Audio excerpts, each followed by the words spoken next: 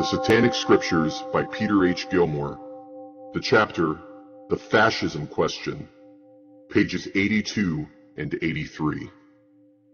In the 1960s, the radical left preached a philosophy of peace and love, which really boiled down to the concept of leveling everything to being equal. This philosophy championed the abandoning of rational criteria for evaluation of anything and the embracing of everything as being of equal value, thus fostering mediocrity on every level of human endeavor. We are still living in the fallout of this mode of thinking, as the people who espouse these ideas when young have grown to adulthood and are now the establishment. These adults whom they considered to be the enemy during the 60s. This egalitarianism was manifested in cultural domains, with concepts such as anything can be defined as being art, and all such works must be considered to have equal value. The Church of Satan was created in 1966 and stood in from the time of the very foundation of the organization. Anton LaVey and the members of the Church of Satan were appalled at this ideology, which preached that any kind of merit was illusory, and thus that the act of evaluation was an evil practice. The Last Testament of Anton Szandor LaVey by Boyd Rice.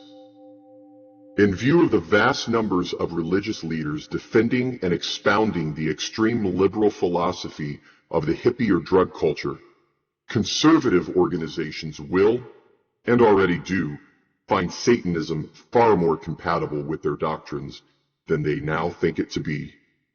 Anton Szandor LaVey.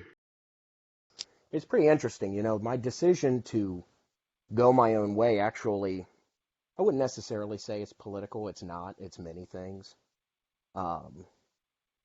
It kind of felt, and I know that anybody on the outside that listens to it's going to take this and run with it, but it kind of felt like, to a certain extent, I was kind of at a dead end, almost philosophically, and even sometimes politically. And it had nothing to do with any one particular person. But I did notice on Facebook today that the Baphomet image has made it on cell phone poppets now. So that little suction cup thing you put on the back of your cell phone now. Yeah, and anything that can slap that on, yeah. I always found that disrespectful, because I felt that the sigil of Baphomet was a tool of self-realization, not a fashion statement, really. I'll admit that I've got different colored Baphomets, but when you can put it on bikinis and coffee cups, then, I believe it was Anton LaVey that made a comment that popular occultism is a contradiction in terms. So when you mass market Baphomet images, is it really occult and hidden? When everybody has a Baphomet poppet on their phone, and it's a bling fashion statement, then how are we any different than Wiccans wearing T-shirts? It's no longer esoteric. No. Well, no. Those people and I don't that think are, the Church of I don't think that the Church of Satan wants to be esoteric. I think they want to not. Now they do. I don't think that they want to be esoteric. I think they want to be an exoteric religion. This is a religion that I can fit in my back pocket and pull it out and use it when it's convenient for me, but it's no longer a process of self-realization. When it comes to like Maslow's hierarchy of needs, we're not using it to actually uncover what's truly unique and individual about ourselves anymore. It's become a fashion statement you put on your cell phone or drink your coffee or your whiskey out of. Well, I wanted to say that the people that are putting that shit on their cell phones and buying all their rainbow Baphomets and whatnot, guarantee the majority of them haven't even read the fascism question. I haven't read the majority of the literature, for that matter. It's a fashion statement. It is. And I read the Satanic Scriptures, and it's, I was a little disappointed, and it's confusing, because what it says when it was written versus how it's being emulated now are very different. 100%. It's not, we're saying one thing and we're doing another. And I don't understand the sudden political uphill climb. it was very weird for me because I've been an anarchist for years, and so you know, I was extremely voluntaristic and anarchistic, and So a real anarchist. yeah, and every time somebody would say something about Donald Trump, I was like, oh yeah, ha ha ha, this guy. And everybody automatically assumed then that I was liberal. I had members telling me that progressive liberalism is not antithetical to Church of Satan belief. And I would say, well, I find that very hard to believe. Liberal ideology at its heart is based upon egalitarianism, which, according to Pentagonal revisionism, is unsustainable to 100%. And now all of a sudden, we're whistling a different tune now, and I guess I don't really know why. Well, yeah, it's like the Ragnar Redbeard might is right, the Nietzsche Übermensch, and the Ayn Rand objectivism is seemingly just nowhere to be found anymore. And that was really he even said, Anton LaVey said, my philosophy is Ayn Rand with ritual. So, the fact that they can just conveniently remove that seems to me that they don't understand, or they want to somehow maybe nefariously change the direction of things. Well, it's not profitable anymore. Right. It's not a lucrative investment. Right. Yeah, we're on the heels right now of an extremely influential political group that has heisted satanic symbolism and used it to their advantage. And so, I've heard before that, Satanism doesn't have to be relevant to the masses. Okay, well then why are you doing what you're doing? There was an article that was written at one point by Mr. Gilmore that said that it was ridiculous for us to find any kind of reason to put Baphomet statues up. And there's a huge bunko sheet based around the Satanic Temple. Mm-hmm. But when I look at these these Baphomets being hawked at the marketplace now, and we got to, get our bling out for the Star Wars and wear our new black and green and have it match our poppets and then bring our whiskey sipper with the Baphomet on it. I'm trying to figure out how they're trying to be different, and I can't figure out where they are being different. It's no longer it's no longer the feared religion. In like the 80s, the Church of Satan had a very sinister, obviously you got Boyd Rice at the forefront. You've got Nicholas Schreck, who was a spokesperson at the time. I don't believe he was ever a member, but he certainly espoused the philosophy. And that's kind of what I was raised up, seeing on TV and reading. So even in the early 2000s, you've got James Sass's book, Essays in Satanism, which, is an excellent tome, and, Diabolus Rex and all of these people. And it seemed when they kind of stepped to the side and you saw the Satanic Temple kind of becoming more relevant in the news, more lucrative, they sort of just decided to take a stand. They claim that they haven't taken a side, but I think it's quite obvious that they have. Yeah, did you guys get that email from Bob Johnson about tolerance is sexy? What the fuck is that shit? Tolerance is sexy? How is that satanic? No discernment skills. I don't, and I saw what Adam posted about something about white people don't have the right to lecture, and it's, when I see that, all I can think of is this Roman Catholic original sin concept that we have to purge ourselves. Self-flagellation. Yeah, this self-hatred concept, and that doesn't, by saying that statement's ridiculous, does not automatically make you like somebody that supports white supremacy. I mean, I've never supported. I mean, racism in and of itself is a collectivist ideology. So, but self-hatred of a racial group is just as collectivist of an accusation. Ethnomasochism is just as disgusting. It's really, it's still a collectivist. We got to hate all of the white people because they're all white. Well, that's just as collectivist as saying the opposite thing towards any other group. And I remember an exceptionally talented Satanist Mandrake was African American, and he had talent. You know, when I read what the articles he wrote about wearing a suit and Old Nick, I was very impressed. I didn't say, well, he's a Satanist, but that one thing. It never appealed. That thought never entered my mind, and I guess I've never seen this stuff in the COS until now.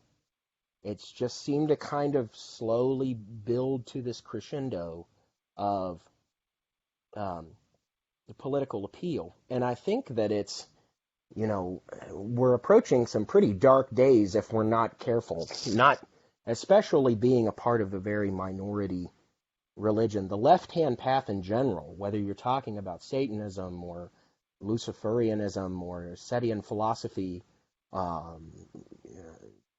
the left-hand path in general could face a lot of dark days if we're moving in the direction we're moving in, because it's not very socially acceptable either. And I feel like you placate the left. Look, if I pretend like I'm on your side and I whistle to your tune, you might not punish me as bad. That's never worked at all. Capitulation never works. The mob screams for more blood. Yeah, and that's where we're at. I mean, especially as an anarchist, this is just mob rule. And we're feeling the effects of it. Our founding forefathers warned against democracy. And we're feeling the results of this right now. And I don't have a problem with transgendered people.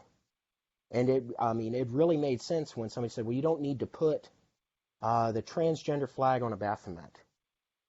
Well, because the Baphomet already represents that. And what it to me represents is... So redundant. But the Baphomet is like the 9-angle symbol, the obverse pentagram with the rectangle around it, or the trapezoid. I apologize. And that the working and the satanic rituals that is associated with that is not a fashion statement. It's a tool of self-realization. So you don't need to put rainbow flags on it. What that symbol represents is something very deep and very esoteric, and it's a very powerful tool. And I don't put it on a flag and hang it out in front of my house, because really, at least in Ohio, all I'm doing is putting a huge target, right on my face. But yeah, I live in Ohio too, so I know what you mean. Yeah, especially, I'm not too far from Cincinnati, and so it can be very conservative. Yeah, it can be, and Cincinnati's pretty flexible, but you can still really get yourself in a lot of hot water if you're not careful. But I never saw it, and that's why I think the reason why I parted ways with the COS was it's not going in the magical direction that I'm going in. I always had problems with, and I spoke to several of their members, I don't want to give out any names, and I told them, how I felt. I think it's very hard to be a dogmatic materialist and then believe that magic works.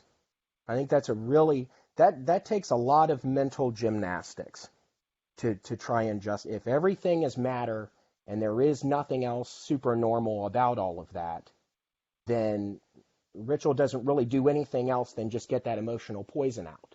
But that's not what Anton LaVey said. As a matter of fact, he praised the existence of magic, mentioned that Satan was a dark force in nature, and nowhere in that text did he say, yeah, but it's just entropy, don't get your hopes up. And spent a lot of time and energy creating these kinds of rituals, not just compassion, destruction, and lust, but the entire compendium of the satanic rituals.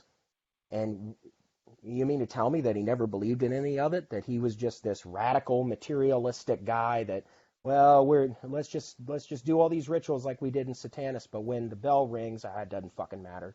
It's not, it doesn't work. That's certainly how Gilmore seems to think of things. I mean, he kind of takes that radical atheistic libertarian, stance that is all that the COS is. And I think that's really boiling it down to the lowest common denominator.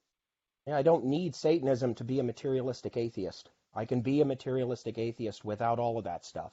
Right. So what's making Satanism different? What is making it stand out? What's making it unique? Well, it's lost all that. Now it's, you've lost all of those things that have put the black flame into what Satanism is, that vitality, that uniqueness, that what makes you an alien elite is that you're distinct, you're separate, you're different. There's something about you that stands out, and you can use that to your advantage to achieve some level of self-realization and self-evolution. Right. Well, now it's just, well, fuck all that. It's just, we're going to ring the bell and we're going to invest in all of these robes and medallions. And, you know, I had a handmade cup. I have a cup on my altar that was made by hand that has the brimstone cross on it. And I made all my instruments by hand because I believe that you'd put that kind of emotional energy into it. And what became even more confusing as I spent time, because I spent a lot of years outside of the Church of Satan before I joined, because I really wanted to make sure that I had something of value that I could bring. And what was really confusing to me is you have the group that's front and center that says, well, we're just materialistic atheists. I'm going to come on TV, and this person's going to introduce me as this really sinister high priest of the Church of Satan. Then when I get on TV, I go, oh, we're just like everybody else. We're not any different. And then I go, well, that's a little anticlimactic. But then you listen to guys like Magister Nemo, who I had a lot of respect for.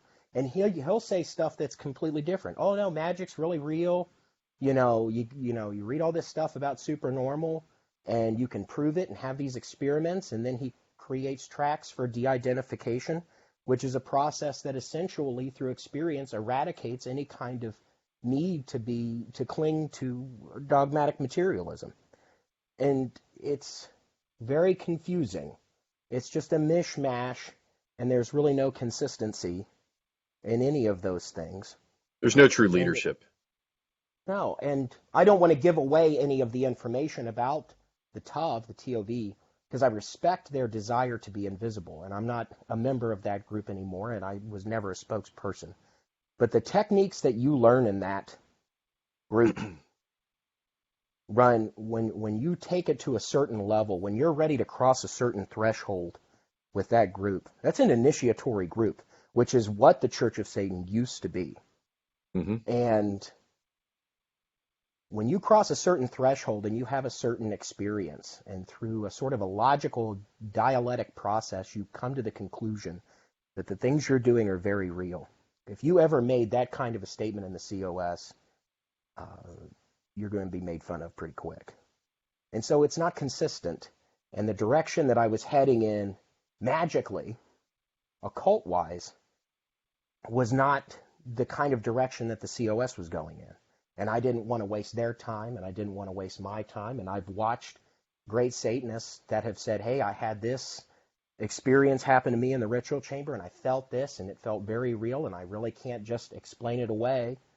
And not only did I have this fantastic experience, all of these wonderful things happened, and then the first comment is, oh, that's all fake news. That didn't really happen to you. And so it's all placebo. Like, well, yeah. So if I want to do that, then I'll just go join the Church of the Subgenius, or I'll go be a Pastafarian, because that's what it's, in my opinion, that's what it kind of is. It's just kind of a lampoon religion now. We're not really, the Church of the Subgenius doesn't exist for its own sake. It exists to make religions look stupid. And so does Pastafarianism. And it's weird that I get that same feeling now. Instead of wearing a spaghetti strainer on my head for my license photo, I'm going to put a Baphomet poppet on my cell phone and wear my, purple, green, and yellow Baphomet to the Star Wars opening and bling it out with Satan. And it's like, wow, this has become so cheap and tawdry and not at all what Satanism to me is supposed to be. Right. I agree. Did you read any of the recent essays that came out of Central? No, I haven't. I was very quiet. Well, not so much now. But I was very quiet, actually. And you guys don't have to add this into the show if you don't want to. It's at your discretion. I was actually asked by Peggy to send my red card back in. I decided that I was not going to make a public display of my leaving. Not that your guys' reasoning was illegitimate, I just sent Peggy a message and I said, look, my time here has come to an end. I don't have any issues, any problems. But I think I'm going to go ahead and resign. And she said, okay, that's fine. Go ahead and send your red card back. And that kind of hurt a little bit because that's mine. That means something to me and my own personal history, and they want me to mail it back to them. Are they going to send your money back? That was the first thought. Yeah, I paid $200 for, Right. And it was never, aside from disagreeing with Mr. Gilmore on his philosophical beliefs, the radical material, Epicureanism is really just high-class hedonism. Calling it Epicureanism doesn't change what it is. Epicurus was still a hedonist with taste, but was still a rampant materialist. So if it's hedonism, then it's hedonism. You can call it rational hedonism. You don't have to find some obscure word. Epicureanism is still hedonism. Aside from disagreeing with his philosophy, so to speak, I never really had any issues. I thought that he was a great musician, but he didn't really say anything, in my opinion, that Anton LaVey built all of this stuff from the ground up, and he created this distillation known as Satanism. And I've never seen one member that's actually contributed to it at such a level that has put it where it is now. I feel like everything now is just restating shit that some guy said 12 books ago. Right. With the new books in Satanism coming out, you only need one of them because the next one coming out next week's going to say the same thing. Bearing the Devil's Mark was a great book, but you find a lot of the same things are said in it that are said in Infernalia. And then you find that a lot of the same things that were said in Infernalia were in the Satanic Scriptures. And all the Satanic Scriptures was a mishmash of Black Flame articles and essays. And it's like, can we get something new? Is there something novel we can add to this instead of getting on Facebook and bitching about the Satanic Temple? Who cares? They're going to die off. There have been very few pseudo-satanic organizations that have broke off from the Church of Satan and survived. The only one I can think of is the Temple of Set, and they don't even consider themselves Satanists. They call themselves Setians, so they've completely changed their identity when it comes to symbolism and magic. Very few have broken off and survived. So, in my opinion, the TST will do what most leftist organizations do. They'll end up devouring themselves. They'll succumb to infighting, and he said, she said, and a boatload of lawsuits, and then eventually it'll disband. There'll be a few people that'll hang on, but they're not going to survive. So the vast majority of people that I've met or talked to that associate themselves with the Satanic Temple tend to be pretty dysfunctional individuals anyway. So that's what those types of people tend to do. Because they see it as what the Satanic Temple is what a problem that I'd read about Anton LaVey having was that the Church of Satan was originally seen as some kind of haven for every freak on the street. And so he would get all these people showing up, that were definitely not the kind of individuals that you wanted to be a part of that organization. But they saw the Church of Satan and they thought, well, I'm welcome here, And so it seems like the Satanic Temple has been a catch-all for people with really, really radical ideologies. And the problem with that is it's not going to sustain itself for very long. And that's why I guess I just didn't really care. But when you market all the things that you're marketing, and I don't have anything against Magister Frost. I have nothing against the guy. I barely know him. I don't have anything against him. But, there's been a lot of tension between what the Temple of Set does and what the Church of Satan does, and how they broke apart, and the kind of bad taste that Dr. Aquino had and Anton LaVey had and all the priesthood amenities. But I tell you something. There's one thing that the Temple of Set did that I think that the Church of Satan, I think they used to do it. They don't do it anymore. Is that every time I've read a book by a very good Satanist, I don't want to say good Satanist, proficient, intelligent, somebody that's worthy of that title, would say, well, anybody can buy a Baphomet and say they're a Satanist. Okay, then restrict the franchise. You get a Baphomet when you pass. So that's the thing with the Temple of Set. You can't go to Sets R Us and buy 13 different colors of that medallion. It's a meritocracy. It is. You apply, Right. and if you pass that test, you get that medallion. And if you want another one, if you lose it, or you want a smaller version, you have to get a hold of the leadership and request that. You can't go to Set medallions wholesale and buy them in rainbow and green and pink with glitter sparkles and get one with a unicorn on it. You can't. And so if you want to complain about all these people that go out and buy Baphomets and then they go, well, you're not a real Satanist just because you bought one. Okay, well then stop. Stop hawking it at the marketplace for anybody with a credit card and a keyboard to buy. And restrict the franchise. You can do it. And Frost can still, be wealthy doing it. Because you can take the website and run it through the organization. And then if you pass, if you join, then you get one. And that's I would say that the Church of Satan is definitely, they've lost their secrecy for sure. I get what you're saying. Absolutely. 100% agreement. Yeah. I mean, these are just my opinions. And so, I mean, I get it that the Satanic Bible is available for everybody to buy, and that should be, because that's what your defining factor is. But once you read that and you go, oh, okay, so this is something that I want to be a part of. So at one point in time, you used to get a Baphomet when you joined.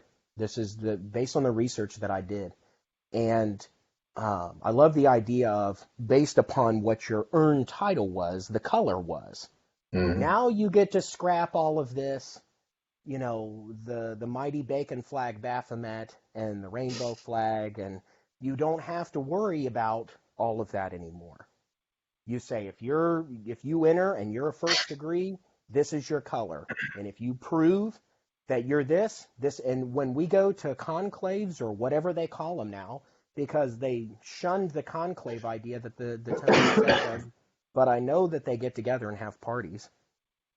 And if you show up and you've proven that you've been able to apply these skills to your life, and a priest or a Magister Templi or Magistra determines that this is what you are, okay, then this is your next rank.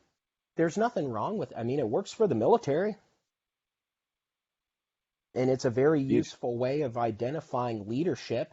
If you get everybody that starts out in the Church of Satan that wears red, and the only people wearing blue are Magister Templis, well, now you know. Now you're right. Now you're identifiable. And everybody goes, well, those titles don't really mean anything. Well, there's your problem. Why achieve it? Why go for it? Why want to excel and move up the ladder if in reality being a priest or a Magister Templi, if it doesn't mean anything, this was the original problem that Aquino had. When you turn those ranks into things that you can, well, I made this amount of money this week and I donated 50% of it. Okay, you're a priest now. So what happened to applying satanic principles to your life? Right. What happened to self-transformation? What happened to self-actualization? You don't want to take the black flame and just let it be stagnant. That's where I saw myself at, is that I was applying these talents and, getting good jobs and, buying a house and, succeeding in my life. A lot of the things that I couldn't do or didn't do or was unable to do before I was able to apply these principles. But you're still stuck at a first degree and you're like, well, I applied all these principles And everybody's like, yeah, well, magic doesn't work, so it's not really real. I mean, if you think that it's, something other than these practical psychological tricks, it kind of was a bummer. It was sad to say. It was the Church of Satan boiled down to a private chat site on Facebook. And, by the time I left, 75% of it was this big-ass tray of just Baphomets in it. And it's like, I got my collection for the week. And it's like, I think you're kind of missing the point here. Yeah, I'm not privy to the secret group anymore. I've been removed. I resigned. I've been kicked out all of that stuff too. I was told from somebody that Peggy was removing people from the secret group that weren't contributing, like people that were just in the background. Maybe they're not online all the time, So I didn't. Apparently, to be a part of their online group, you have to be active all the time, which is unsatanic to me. Why the fuck do I want to be on the internet all the time? I've got things to do. I have a job. I have goals in life. But that's just yeah. But if everything you do, if everything you do is so tightly pressed into this materialistic definition, you have to contribute. You have to. But if you say something, well, I did this ritual and I felt this and I felt that and this thing happened, and then like I said, I don't want to name any names, but I think the straw that broke the camel's back was when I was told by a member that most of the members of the Church of Satan are progressive liberals. I was told that too. So which I call bullshit on. I mean, well, and I've had other people that have talked to me after I resigned that said the same thing. That said, well, I don't agree with that statement. And,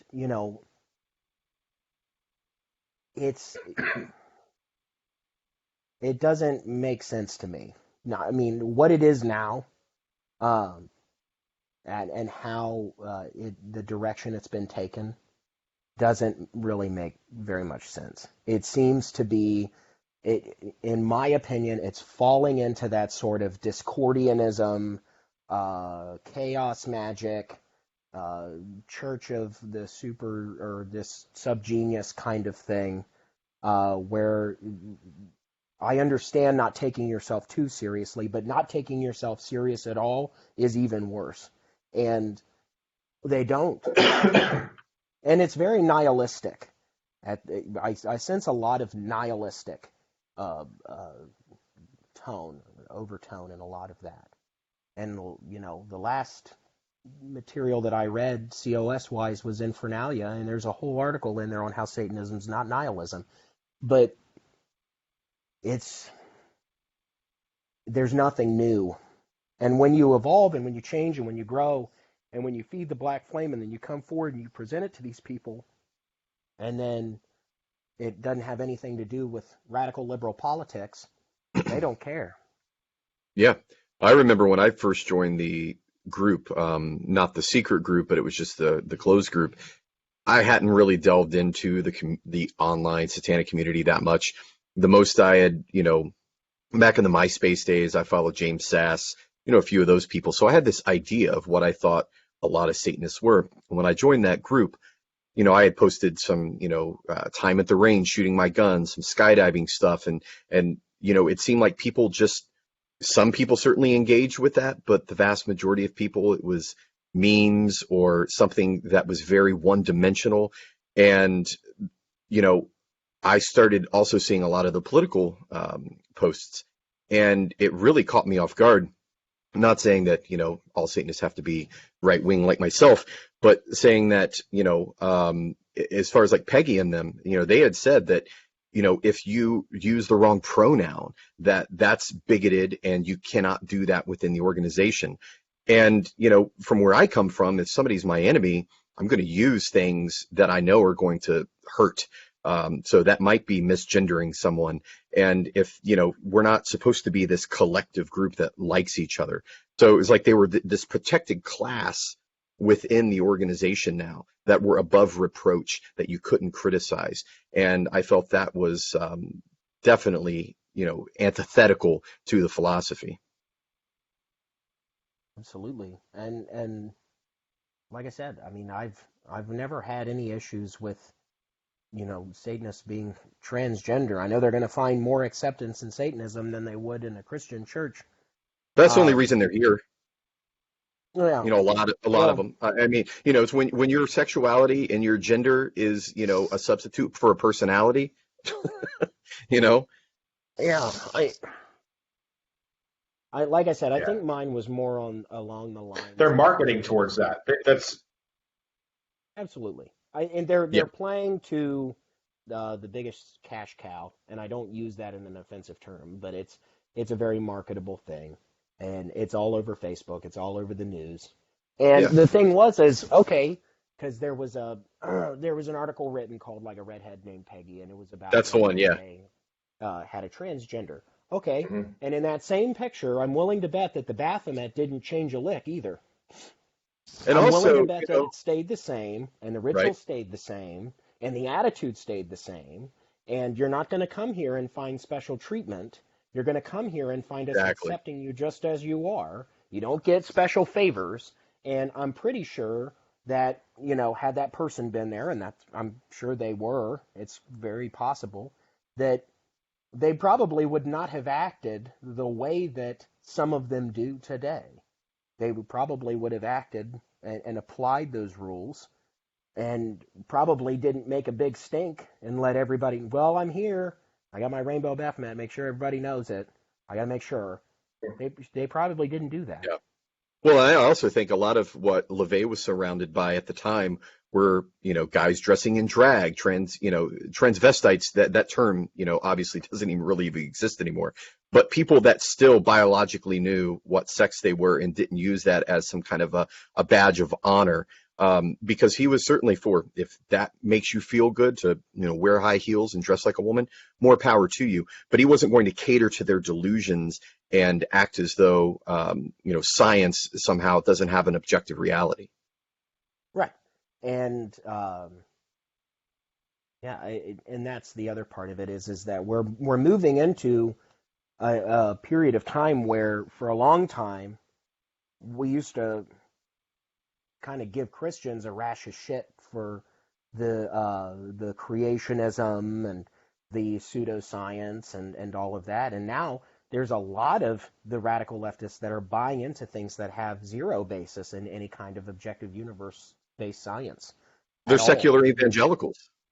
Well, very much so, and it's very non-scientific. The idea of well, we've got 12 years before the Earth blows up, so if we raise taxes, the Earth won't blow up.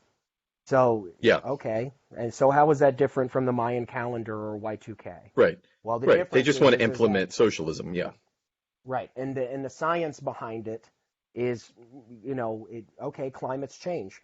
Climate's been progressively getting warmer since the last ice age.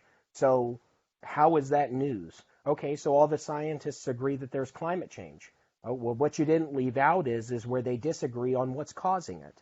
So you mean to tell me that human beings are pumping more carbon into the atmosphere than volcanoes that go off every day? right. And so it's a And lot unless of China and India radical. get on board, nothing's going to matter unless we go back to living in mud huts. And that's the thing. It's not when it comes to the radical liberals, which now, because the Overton window has shifted so far to the left, that Right. the liberals of today are pretty much communists, and the Republicans of today were the liberals of yesteryear. And Exactly. There's a paradigm shift. Absolutely. and eventually, liberal Democrat and Republican will go away, and it will just become the communist and the working class. Eventually, that will fade into the sunset. And Right. people don't You see it realize that coming. 100%. voting is very tyrannical, because once the people realize that they can vote themselves your money, they're going to do it really quick. Once they realize they can vote themselves the keys to the kingdom, that's what we're seeing. And capitulating to that only speeds up the process. Well, and as Satanists, we should be blaspheming the sacred cows of today anyway. Nothing's above reproach or questioning.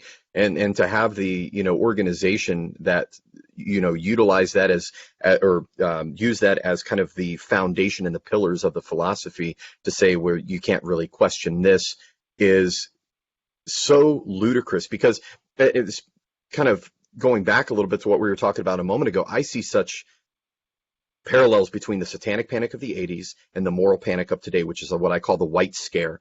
And, back then this meant 666. Now this means white supremacy, and Right. there are so many parallels with that. And it's so cyclical. But supposed intellectuals who cannot somehow see that, it's funny how the left have turned into the anti-intellectuals, and you've got the new right, as they're called, being basically libertarians, or someone who's to the right of Karl Marx for the most part. Yeah. There's such a divide, and the Democrats have given up on the white working class, so they're just importing votes at this point anyway. Right. And it's not, I don't see, first of all, I don't think that, I don't see how egalitarian, radical liberal, utopian politics is collaborative with Satanism. Right. I don't see it. Now, maybe I'm missing something. But it's collectivist in nature, as you said. Yeah, it very much is. And its central core is egalitarianism, where everybody is equal across the board. Well, that in and of itself is anti-scientific, because there's no science that proves that. If you believe in evolution, you cannot believe that. Evolution is an active theory that disproves egalitarianism. Exactly. And so we're holding different viewpoints. Again, I mean, there's a lot of doublethink, not just in the scientific side, but even in the magical side. The things that you're going to learn if you happen to join the TOV are going to end up, you have to divide yourself. I never understood how people did that, how they partitioned off their brain like a hard drive to believe X and Y simultaneously. Because that's intellectually dishonest. That is antithetical to the nature of what philosophy is, which is the love of knowledge. I went to Wittenberg University and I majored in psychology and minored in philosophy. And when you face a logical argument that does not support the position you're in, you have to go through the painful process of possibly letting that go. And to me, Satanism is not a philosophy, because as it stands now, it doesn't do that. It actually shells up and behaves like a very typical religion.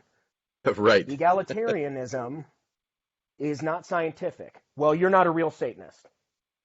And that's exactly how Christians are. If you don't buy it, you're a pagan. You're a Satanist. And you're excommunicated. And you're out. You're out of the fold. That's not what philosophy is. That's a very knee-jerk, very religious behavior. If you're a philosophy, then everything's on the table, and we have to be open to growth. There's no comfort in a growth zone, and there's no growth in a comfort zone. Objective inquiry.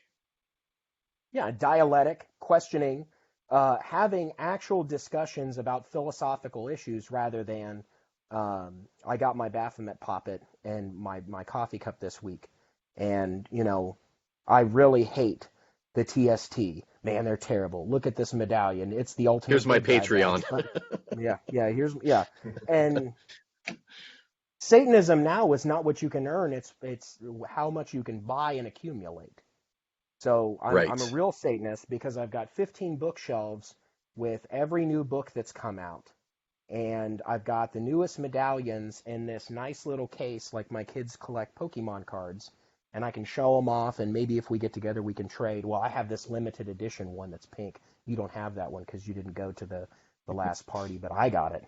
And, it's the limited edition semi-promo. And it's like, okay, so we've really lost a lot of the genuineness of what this is about. I don't know Anton LaVey. I never met him, so I can't speak as if I pretend like I ever knew him.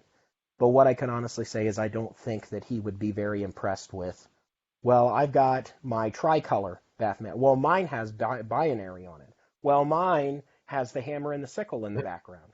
Let's trade. Well, all you have to do is read Satan Speaks, and you would get a good idea, I think, of where he would see the world today, because at that time, he was already becoming such an isolationist simply because he hated the modern world so much.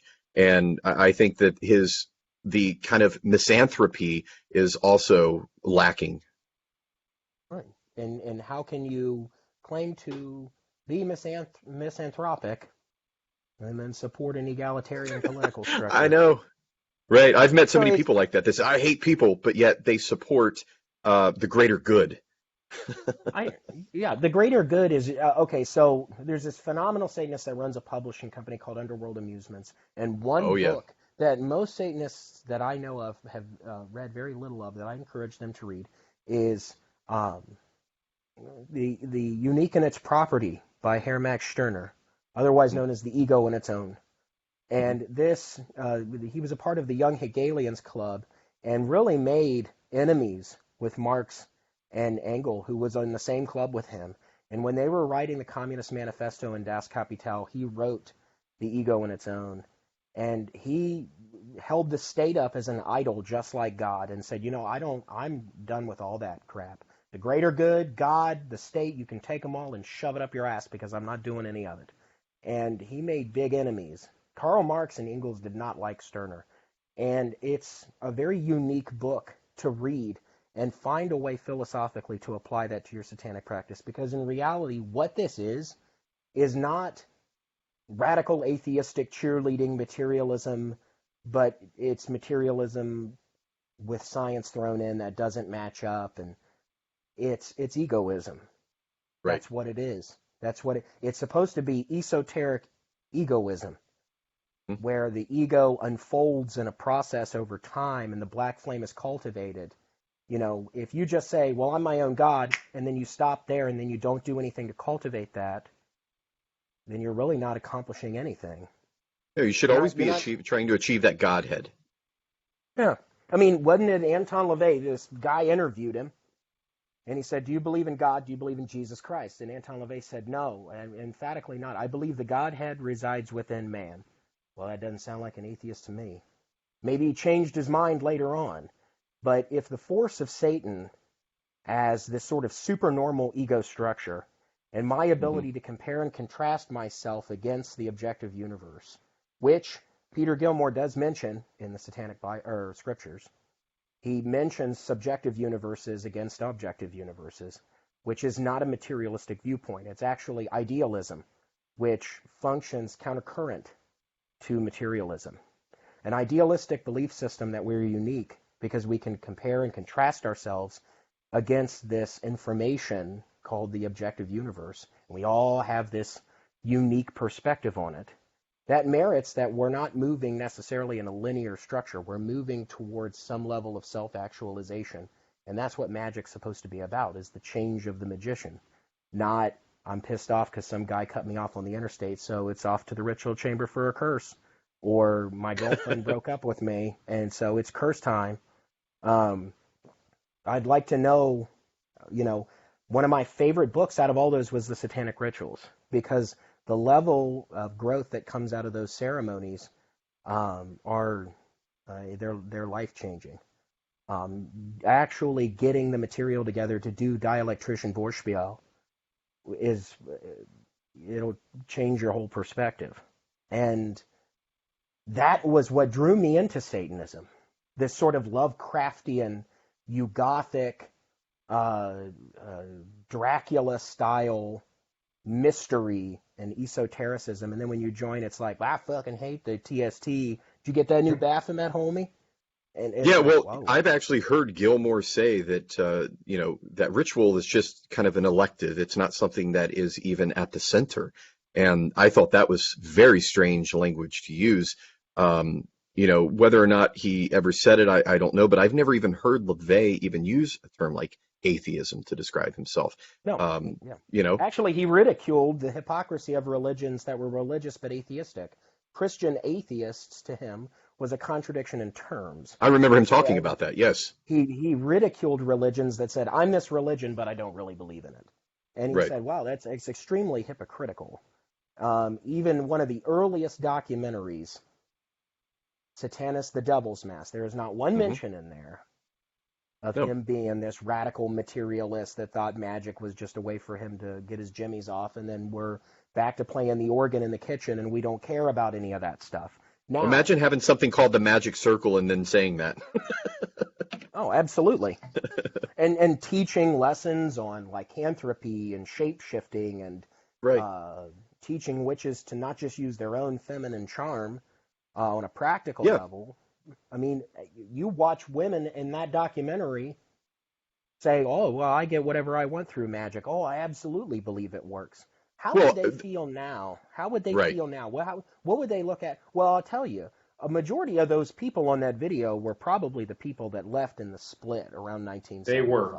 They were. A lot of them, if they're not dead, they're in the Temple of Set now. Through the W Know podcast, I contacted a lot of these people that are still around, and that's the general consensus that I could come up with. That most of them are with the Temple of Set now. Right. Well, And yeah, you're speaking Underworld Amusements a minute ago. That book, Letters from the Devil, that he put out. When you read those articles, that when people would write into him and he would answer questions about love potions and all of that, it definitely didn't read like some radical, atheistic, materialistic type of guy. yeah, and I was told by a member, Satanism's not conservative. You probably don't even know a real card-carrying Satanist. And I never really even made a radical I've never made political stances on any of the boards. I've never come, the only thing that I came close to saying was... You must be a secret Nazi then. Yeah, I mean, it's news to me. Right. I'm a mutual despiser of any gods and governments, so... It seems that, and it makes me sad because, like I said, I lived on the outside of the church for a very long time because I was in a relationship with somebody that was not very supportive. So there was no way that I was going to be allowed to join or do any of those things. And once I was finally able to join, these people that I had seen over the years on the old Letters to the Devil forum, they were kind of really important people to me, and they were saying very different things than what I had originally read. And I was like, what? And again, I mean, I don't want to reveal any of the information. Of course, their material is definitely available for public consumption. But when the things that you experience and then the logical process that you arrive at through the Temple of the Vampire becomes completely antithetical to your practice as a Satanist. I don't know how people that practice it reconcile. Again, I don't want to reveal secret information, but even the de-identification process, which was made for TOV members as well as Satanists, Nemo made a recording called Discovering the Satanic God.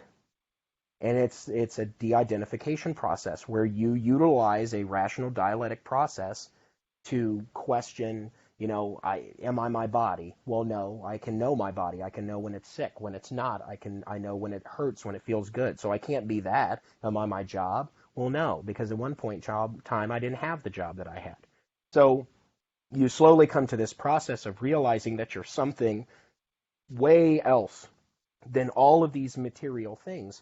And then you put on a Baphomet and go to a forum that's overwhelmingly materialistic. And it's like, how do these people reconcile that?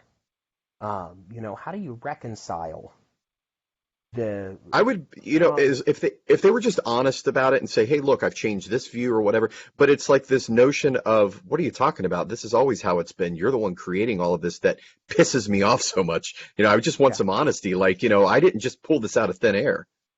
Right. That's not philosophical. Right. Philosophers go, well, I did believe in that back in 19 da-da-da-da. But over the years, these experiences and things that I've studied has led me to alter my position. That's actually the smart thing to do. And I think Anton LaVey even talked about that when he mentioned counterproductive pride. And when you painted yourself into a corner and the only thing to do is apologize and say, hey, I fucked up, but we're not going to do that. Instead of admitting that there's things going on here that are not consistent, instead of admitting, we're going to double down. Exactly. And it just makes it worse I feel bad because if they're not careful, they're treading down a path towards obsolescence in a lot of ways. Well, a lot of times when people are met with data that contradicts what they have said, they become more steadfast in their beliefs. So, Yeah. I see this kind of metastasizing and exactly doing what, you predict may happen. They're reacting out of a cognitive dissonance because of solipsistically projecting their viewpoints onto others. So 100%. solipsism, again, is a big problem because I believe that all whites are bad, and so you should believe that. And if you don't, oh my God, you're a terrible person. So we're going to react out of the cognitive dissonance, and it's very unfortunate. It really is. It's very unfortunate. It would be lovely. I mean, there have been many attempts at reconstructionism within the Church of Satan, and none of them have really taken off. None of them have really taken hold. And one of the things that kind of upset me was the minute that I resigned, it was almost like there was a manhunt out to find what other groups I'd been a part of. And then we're going to go post that on the board. Oh, well, he left because he likes this and this, and he left to be that. And, the sad thing is, and it's not an accusation, because I don't want anybody coming after me, but the Church of Scientology does that same thing. When you leave, even under positive circumstances, when you say, look, somebody talked to me this way, and I don't appreciate that, or you're moving in this direction politically, and I don't agree, or you're moving in this direction magically and philosophically that I don't agree, and then they open up this attempt at trying to strip you of your credibility. That's usually what cults do. Cults, exactly the word I was thinking of. Yeah. That's very common that cults do that, because if you leave and you're carrying any information away, and you can't talk to this person or that person, right? You get blacklisted. Scientology does the same thing. They did that to Leah Remini when she decided to come out and admit. And so the Church of Scientology built a whole website calling her everything from a slut to a thief. And it's like, well, if the last I heard, when you're ready to leave the Church of Satan, it's all right, bye, Felicia. That's it. Sorry to see you go, but we're going to get on with our lives. Not, well, he left, but I saw him on a board for Luciferianism, or I saw him talking to Rex Church. Oh my God. He must be a theist. We got to get everybody out of, make sure nobody talks. It might poison the waters a little bit. And it's like, well, God forbid, because that's what I grew up in as a Christian. You can't read any other books. How dare you? You're a creationist, and mom and dad find The Descent of Man by Charles Darwin under your bed. That's a grand heresy. So God forbid somebody buy Mind Star by Aquino, or a book by Ford, or Thomas Carlson's book on the night side of the runes. And that's he's. I saw a lot of that too. Don't buy these books. Don't buy. Well, don't be friends with this person. And then of course Peggy backtracks and says, well, I didn't say that. No, well, what you did say is that if I'm friends with this said person, I'm judged accordingly, which is a backhanded way of saying you can't be friends with this person, which is bullshit. Yeah. We don't need a Mama Satan. Right. Well, Mama Satan. Fuck. And that's the other. Yeah. I mean, I'm pretty sure Diane didn't go around and police who the members could communicate with. Let me ask you, this show's all about you, which is why I've been pretty quiet. I want you to get everything out. And oh, yeah. They used to be said, but you mentioned that you resigned from the TOV, and you've dropped the TOV a couple of times throughout this conversation. Curious why you resigned, because I have a couple of opinions about the TOV that you know about, but I want to hear from you. Philosophically, I don't fully agree. What I don't want to do, because no matter, you can say, well, we just have a gentleman's agreement. Well, that I don't think that's totally true. I don't think that the conspiracies are true, and that it's a back door to the real deep occult underside of Satanism. But why I resigned is because that whole structure is built in on itself. And Nemo is running the COS, or is running the TOV as an administrator, but then he's also a part of the COS, and they're connected in a lot of ways. And I really wanted to take my pursuits on more of a philosophical level, and it's really hard to be a part of an initiatory group where a large swath of their members are also Church of Satan members. So it's, and it became so confusing when I was a part of the TOV as an initiate and being a part of the COS. And so I felt the best option was, let's just create a clean slate and let's start again, because this has become so disorganized and chaotic with, at a certain point, you can prove that the forces in vampirism are very real.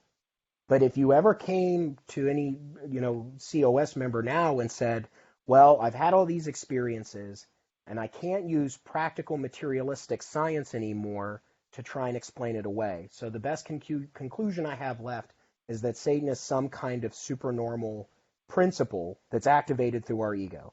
Dude, you're out. You're done at that point. And so it's counterproductive. It's very confusing and it's very counterproductive. The books, at least the Vampire Bible, has a very similar taste of kind of what it's. You can kind of tell there's some similarities between the two.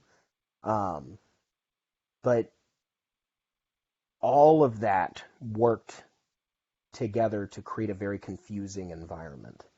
And I think the best thing for me to do was go, let's flush this and let's go back to the drawing board again and get involved in other left-hand path practices and figure out what direction I want to go in. Because, like I said, there are people that you would know in the TOV that if they were to talk and communicate the way that they wouldn't draw very positive attention from COS. And so to me, it didn't make sense. It was very confusing in a lot of ways.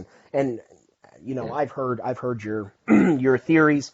Again, even from a political, philosophical standpoint, if you're supporting the COS that says that there should be a strict taxation on all churches, why are you joining an organization like the TOV that's tax exempt? Now, if you're going to be tax exempt, right? Yeah, everywhere I don't agree with it. Yeah, I don't agree with it as an anarchist because I think taxation is theft. But if you're going to be a tax-exempt organization, why are you teaming up with a religion that sees that as a philosophical no-no? That doesn't make sense. There's a lot of doublethink. There's a lot of it's okay over here, it's not okay over here. It's acceptable here, it's absolutely not acceptable here. And you're trying to fit a square peg in a round hole. It's, Yeah, the two should have never been associated, in my opinion. Right.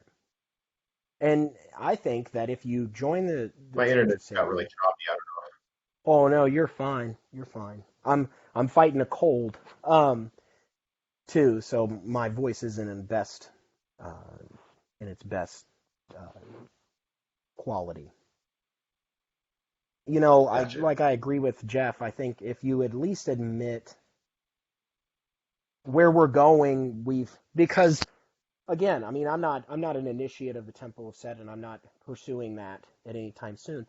But at one point in time, I was involved with them, and the views that they have then versus now, they've changed, and they've admitted that. They've come forward and they've said, well, look, we've grown, we've changed. This is what's supposed to happen when you change. This is Transparency. You when you change, things change. If you change, but everything stays the same, then did you really change? Or are you just saying it? I think that it's not too late. It's not too late for the Church of Satan. I think that and these are just my opinions, and maybe it's just a little like Reformation, Reconstructionist side of me. I think you should restrict the franchise. Stop. If you don't want everybody and their brother If you don't want another Night Stalker guy buying your Baphomet and killing hookers at a truck stop, stop selling them to everybody with a credit card and a keyboard. Restrict the franchise. Keep all of your stuff. You don't have to be an initiatory organization to keep a majority of your material away from the public. Isn't that really the point of what occultism is? That it's supposed to be hidden away from common knowledge? Okay, so now you go on Amazon, all you got to do is type in Satanism, and bam, any book, like one of my favorite Satanists, Draconis Blackthorn. Some of the material you read in his material, very hard to believe that people in the COS would be mildly okay.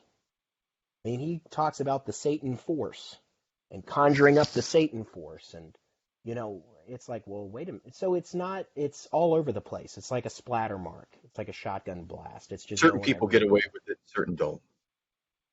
Yeah. And the political side is rather unfortunate. I was under the assumption that Satanism as a philosophy is apolitical. Mm-hmm. And, if you're not going to bow your knee to a god, why would you bow your knee to the other G, right? The other big G, the government. And so, because the problem that I had in what I saw is, for all of the radical leftist TST stuff going down, the more COS members kind of align themselves with that, it's going to get dangerous. Because eventually, a lot of these radical Christian conservatives are going to fight back. And if you don't create some distinction between yourself and every fucking body else, definitely, you're going to get in a lot of hot water.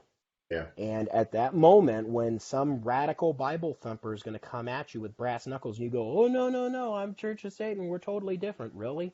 I saw that, transgender Baphomet flag.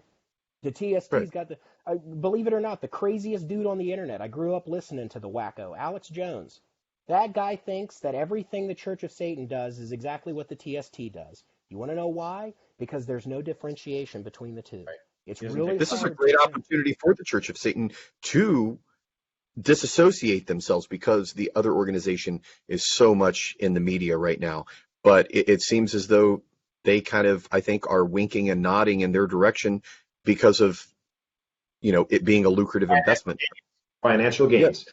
So that's something I wanted to say too. I've been contacted by quite a few members that are resigning or have resigned. Some have not resigned yet.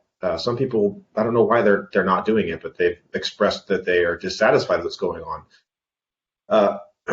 From the outside looking in now, I can tell you that Peter Gilmore wants everybody to believe that he owns Satan. He owns the devil. And if you're not part of his club, then you have no power. Did we just lose him? Oh, there we go. No, I'm still here. I'm checking a few things here. So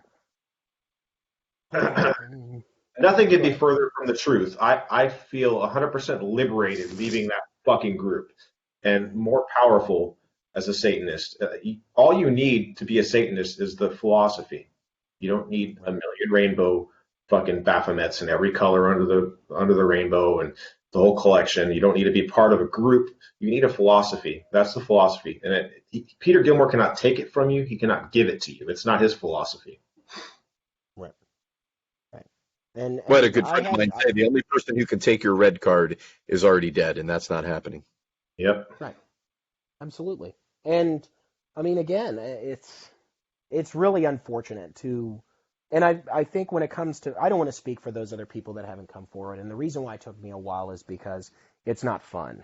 It's not a fun decision to make. This is something that for a long time I was very proud of. Right. This was something that I was very proud of, and I was involved in an organization that was actively a part of something that encouraged self-actualization and growth and uniqueness and stuff like that. And when you realize that it's gone down a different path towards commercialism and, well, we're just like everybody else, but we're just gothic materialistic atheists, and it felt to me like I was at an impasse. I was at a dead end, because if I'm just a materialistic atheist, then I don't need the Baphomets. I don't need the ritual chamber. I don't need all the books. I don't need the Enochian keys. I don't need the ceremony of 9 angles. I don't need the documentary. It's just materialistic atheism that we put a lot of, black dye in. And when you get to that point, you feel like you're at a dead end. There's nothing more here for me to do. There's nothing more here for me to learn. Materialism can be a very dead-end philosophy because this is it. I mean, we've already figured, there's this assumption that we've already got it all figured out scientifically. And what's amazing is when you talk to Nemo, he'll say the opposite. Oh, no. And he'll throw out scientific statements and it'll, it's like putting a stick in somebody's tires on their bike. It just throws you off. And it feels like they're heading down this, and the materialism sort of coincides with the commercialism, because we're not actually, if our individual members are not actually self-actualizing, and the Church of Satan is a cabal of members, then the organization is not self-actualizing. You sound like me at the beginning of the show. Oh, can't get it out. It becomes a thing every time.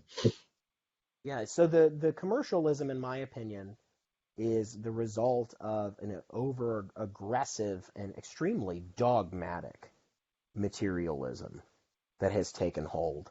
I wish I knew why. I don't know why. And Satanism is not the only religion right now that's being affected by the radical politics. It seems to be like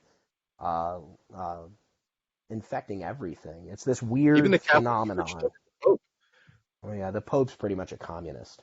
So right, exactly. He's a liberation Pope. Right. We were talking to somebody from Ossetru on Subversion Hour a couple weeks ago, and he was telling us about how the progressive have infiltrated Ossetru. Oh yeah, it's everywhere. Have the Vikings against the white nationalism. Yeah. When it comes to the runes and any kind of Norse practice, I highly recommend Dr. Stephen Flowers and the Rune Guild. It's an initiative organization. Stephen Flowers was very popular for writing an overview called The Lords of the Left-Hand Path. And he runs the Rune Guild, which is heavily left-hand path oriented and still studies the runes. It really is. It's oddly infecting everything. The clown world is strong, and it's affecting a lot of religions. And I don't know why. It's a weird phenomenon. I wouldn't say that that's my ultimate reason. I wasn't very happy when I was told that I didn't know any real Satanists, because I haven't seen you around. And by the way, Anton LaVey had a tranny in the church, so he was definitely progressive, not a conservative like you. And it's like, why does this matter? I thought we were here to talk about Satanism. Why are we talking about what everybody else is talking about? I can go anywhere else on Facebook and talk about what everybody else is talking about. I came to the Church of Satan to talk about something nobody else is talking about, and that's not happening anymore. So, yeah, it's not any one person. Yep. And it was very unfortunate to know that you guys left. And it was a big shock. And then it wasn't very long. It wasn't, and I listened to your guys' first video, and you guys had another gentleman on there, Leba. Man, they lit him up so bad. Oh man. Oh yeah. Let me tell you about this guy. He was a sexual assaulter, and he did this and that. And that's when I saw that, and I was kind of like, Scientology kind of does that same thing to their members. They just rip the credibility to shreds so that nobody will look at that person and go, he makes a good point. Right, because they're all sycophants. Right. Yeah. This isn't the religion of Gilmore, and it's certainly not the religion of Anton LaVey. It's supposed to be about you and your individual path and your individual journey towards some kind of self-actualization.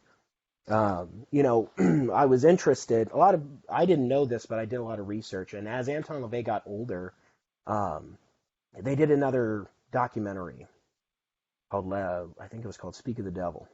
Oh, very good one. And Right. Yeah, they had him do this ritual. Yeah, they had him do this ritual, and it was really clunky. He was like asking for a return to civility, and it was really clunky. And it's because he hadn't done a ritual in like over 2 years, because he didn't need to anymore. He had reached this level of self-actualization and accomplishment in his life where magic and those symbols, they became tools, that he had achieved this level of understanding about himself that he really didn't need to do it anymore. It wasn't the things that he needed in his life. He just made them happen, like with the Den of Iniquity. And I just feel like that's not going to happen for members if the COS stays. That level of self-actualization comes with challenging yourself, and magically and philosophically. And now it's like, well, if it deviates from the accepted norm, then it's not Satanism. And it's like, well, that's unfortunate, because, Thomas Carlson, who's a part of the Dragon Rouge, which is a left-hand path black magic organization, writes phenomenal books. I'm not a big fan of Ford because I think he can't write his way out of a paper bag, but Dr. Aquino writes interesting books. They're challenging, and he does feel very betrayed by Anton LaVey, and that's his deal. That's his problem. I don't care about that. But Crowley has some interesting things to write. Getting back to the mystery and the vitality is what I missed, because it was like when I did my first ritual, it was so phenomenal. It was so enjoyable. And I was in the COS for over a year, and I'd never had a ritual like that. Like all the magic was gone because we were too busy getting on Facebook, like, get this new Baphomet. Fuck that guy. He left for the TST. Oh, nobody cares about King Diamond. He's a theist now. That was all it was. That was all we were talking about. Come to the new art show. We got this new art book. We're not actually growing in our philosophy. We're just, we're not actually expanding. We're just finding new things that we can sell on Etsy. I've got a story I'd like to share with you guys. If you'd like to hear it. Love to hear it. Regarding Leba. So about 2 years ago, I had a Walpurgis Knock party at my house here in Roseville, and Blanche Barton was in attendance. There were a group of about 15 members that were here. And it was the night before Walpurgis. We were all partying at the house, and Blanche pulled me aside and said, I have something that I need to talk to you about, and we need to talk in private. I said, cool, well, let's go back to my room. So she said, I'm going to go run out to the car and grab something, and I'll meet you in your room. So I go back to my room, and here she comes with a box, and she's got a couple other people with her. And I thought we were going to have a private conversation, but hey, that's fine. And this is actually great because there are other witnesses to this. There was Paul Sherman that was in my room, and there was John Shaw that was in my room. Oh, my wife, Cheryl. There are 3 people that I can recall. And so Blanche whips out this box and opens it up on my bed, and lo and behold, it's The Stinking Ass, which was a book that Stephen Leba made for Anton LaVey. And it was a beautifully crafted book that was all oil painted, and it had a leather strap around it. And I knew what it was. So Blanche tells me that when they were cleaning out the storage facility of all of the possessions of 6114 and packaging stuff up to send to Poughkeepsie, they came across this book. And she said that it was very important to LaVey. LaVey really respected Leba, and she couldn't bring herself to send it to Peter and Peggy because they would destroy it. That made me think a little bit. Okay. So she said, I need you to discreetly return this to Leba. This is an assignment. And I have witnesses that all heard this. So my job was to find Stephen Leba. I didn't even really know him, and get the book back to him.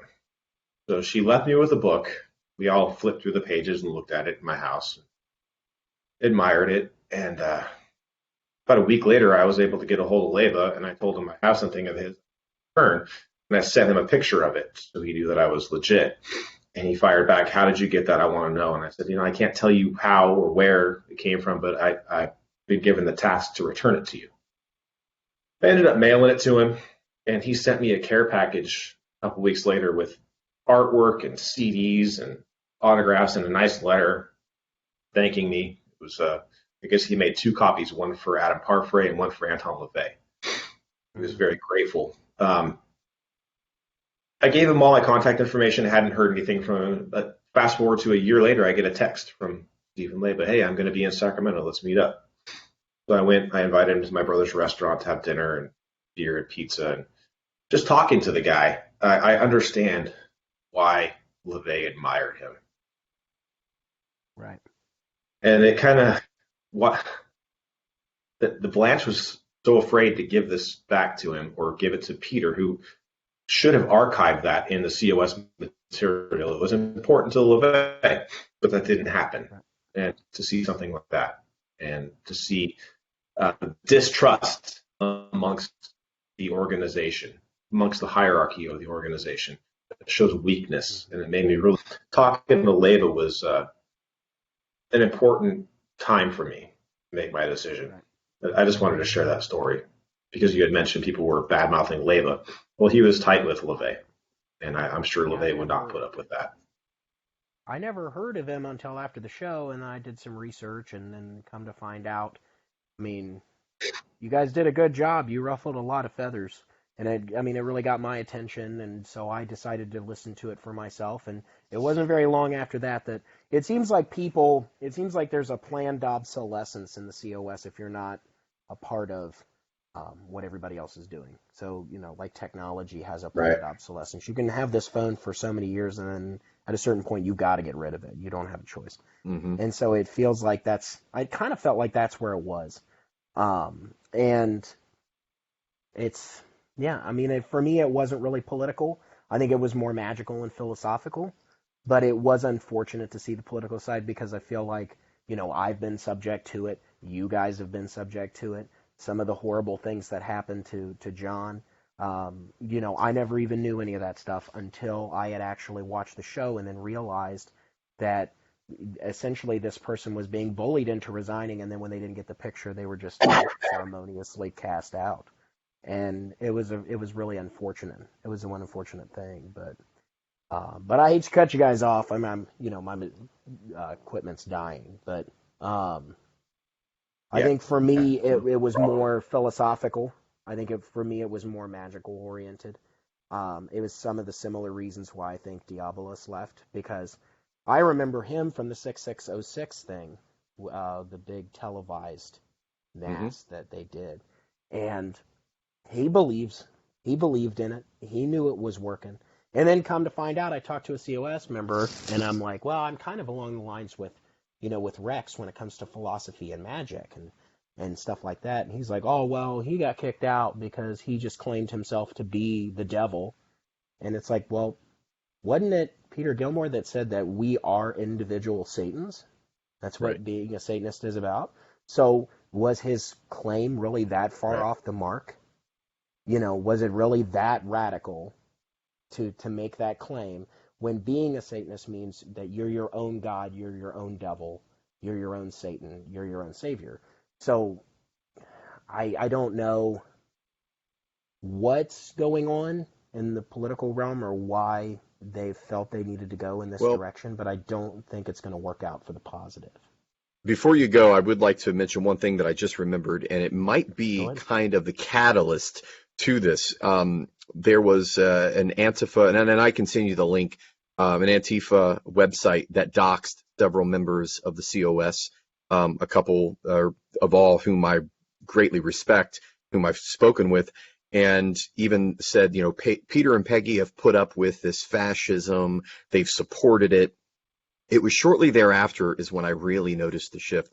So perhaps they were obviously presented with this and they saw that they needed to make a shift to kind of save face.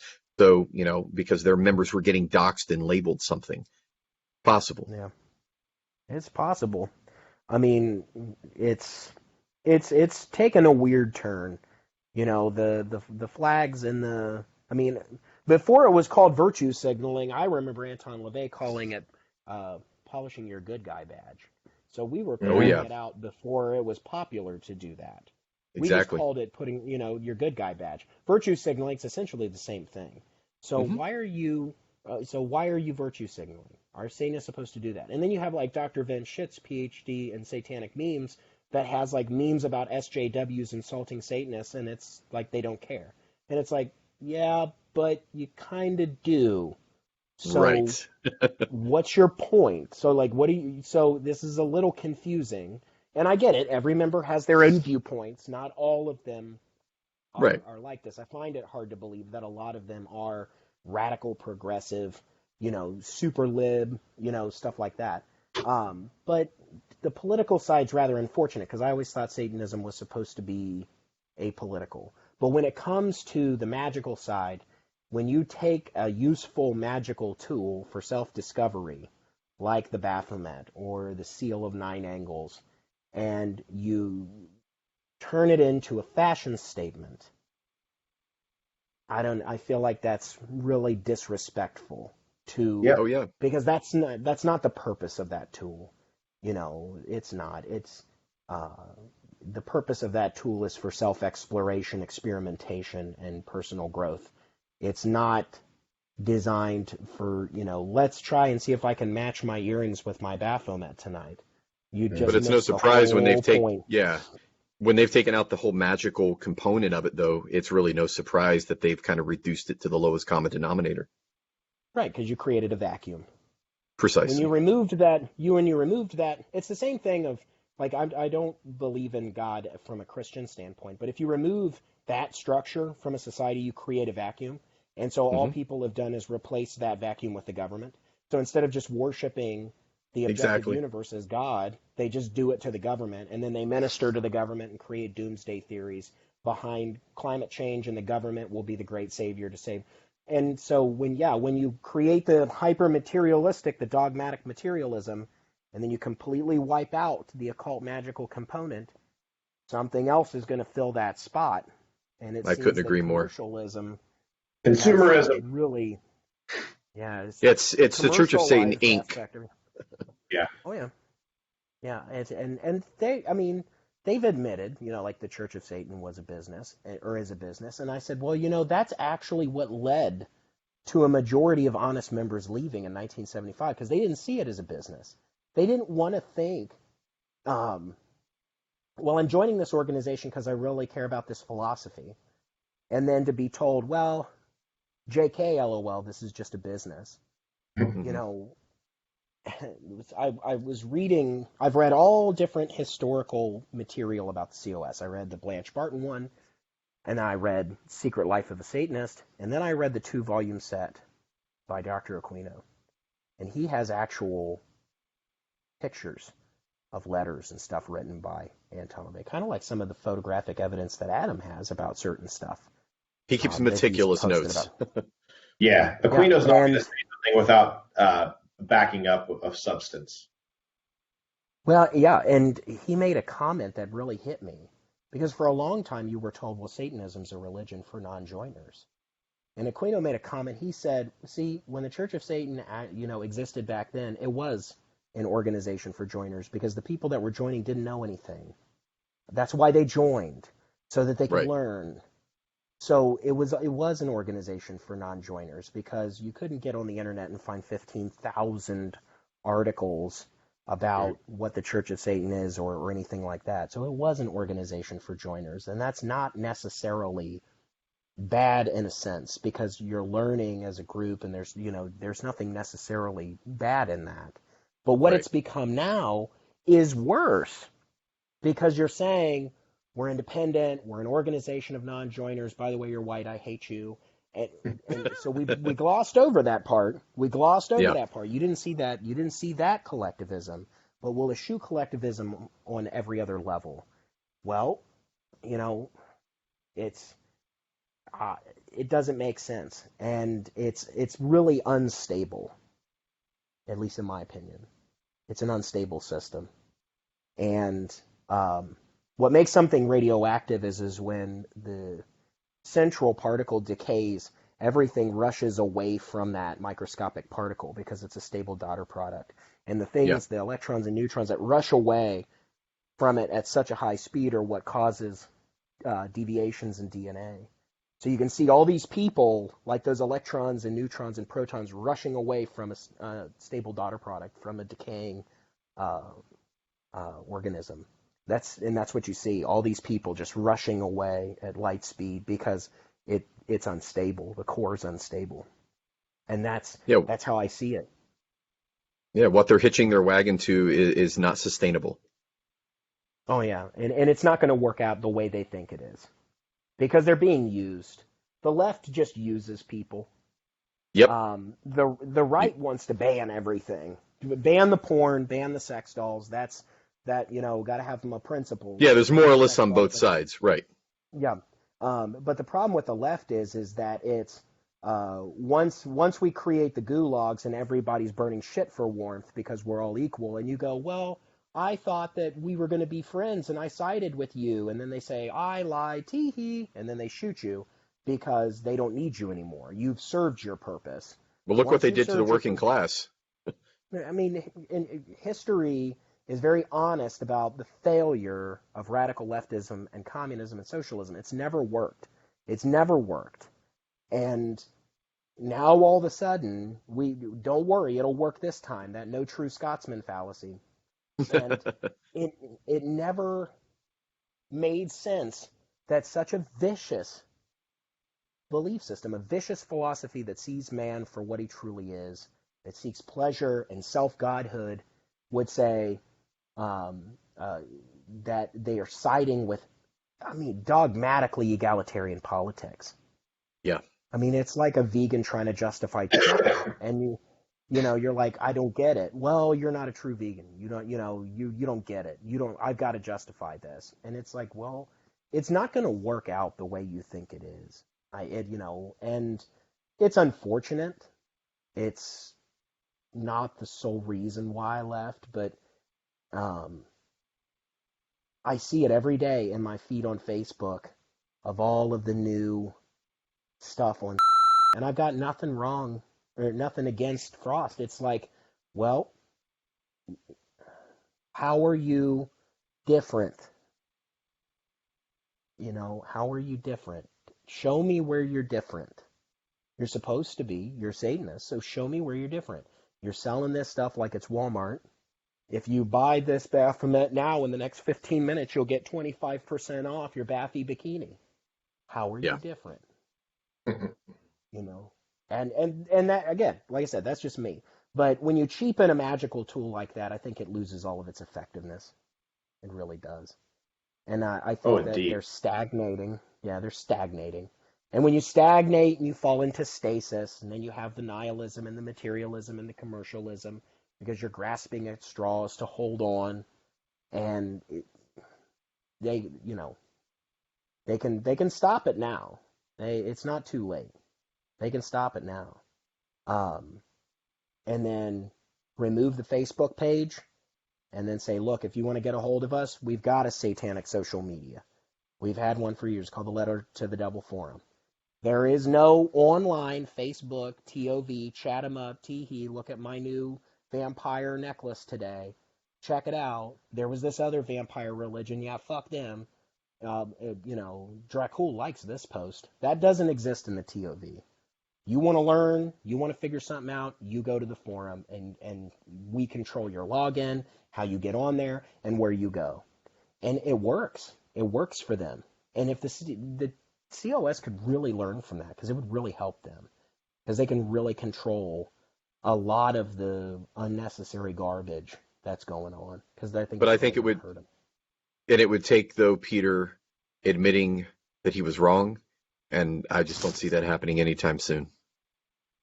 Well, judging by the emails I've read, and the way he corresponds with people on a kind of individual basis, is very arrogant, and not in the I'm an Ubermensch individualist, but in a I have zero decorum whatsoever. That you would never talk like that to someone face to face. No, he won't talk to you on the phone. I asked him many times to call me on the phone, and He declined. He wants an email. He wants to craft a beautiful response to your email with a little jab in it so you have to reply back to him. And pretty soon everybody's in disagreement. When you could have just called him and said, hey, this is what I'm thinking, and hashed it out. Anton LaVey was all about that. Come over to the house at midnight. We'll play music. We'll have drinks. It'll be great. We'll drink coffee in the morning and we'll depart. It's not about crafting up beautiful fucking email with 1 million words that you could have said in one sentence. It's get to the point. Get to the fucking point. Word salad. Oh Yeah. man. A lot of All right, guys, I appreciate it. It's been real. Yeah, absolutely. If I could sum It's a it pleasure up talking in to you. one word. Yeah, absolutely. It's always good. This is the second time I've got the chance to talk to John and Adam. And it's always enjoyable. If I could sum it up in one word, it's that I just feel disappointed, because Satanism has the opportunity to be, I always often thought, what would it be like 2,000 years from now when an advanced civilization like ours dug us up, like we dig up mummies, and then they dig up the material that we have as Satanists, and it ends up in a museum. How valuable that would be, that we would have these legendary occult tools that we look at with, like, ancient Norse and ancient Egyptians and so forth. And the Aztecs. They find a rainbow flag. And they find like a lemon drop colored, Baphomet, or and then they find like the, 101 ways to be the satanic cuck your wife always needed you to be. And it's like, from what I read from my source material, these guys were pretty hardcore. It doesn't look like, I just look at it as this. It's not too late. They can fix this, but yeah, it's going to take a lot of. We're not going to do this anymore. I was wrong here. This was a misjudgment, a mischaracterization, and that doesn't mean that every transgender Satanist has to mass exodus the church. No, you don't have to do that. Different strokes for different folks, and that's okay. There's nothing wrong with it. I never had any issues with that. But the Baphomet, in my opinion, needs to return to its proper position as a magical tool. No different from the sword, the chalice of ecstasy, the Enochian keys, the satanic rituals. How many months away are we from buying a special edition rainbow-covered satanic Bible? Is that where we're headed? Wait till that new book comes out, right, Adam? Yeah. What's it called again? I'm not even going to say it. No, yeah. No publicity. Right. Oh, yeah. And it's probably going to say the same things that the book before it said, just in a different way. And that's my thing, How many ways can you bastardize LaVey's literature and ride on the coattails? Fucking stupid. Ooh. Wow. I don't know. I don't know how Dr. Anton LaVey would feel today, but I don't know if he would be very happy about it. I heavily doubt it. I think that's why he built a basement full of assistants or mannequins, because he felt that they were better company. And like I said, I think that it can be changed. I don't think it's impossible, and I think that Satanism needs to return to its mystical, occult aspect. I think that it's gotten away from that, and I think it should return to that. If it returns to that, then I think everything would be phenomenal. I think that a lot of people would get a lot of use out of it. They'd actually be able to apply the principles and create self-transformation and create a better life for themselves. It still is. It still is in your own house. You can shut all that shit out. Peter Gilmore doesn't have a hold of it and still utilize it. He doesn't have a monopoly on Satanism. Exactly. Oh, yeah.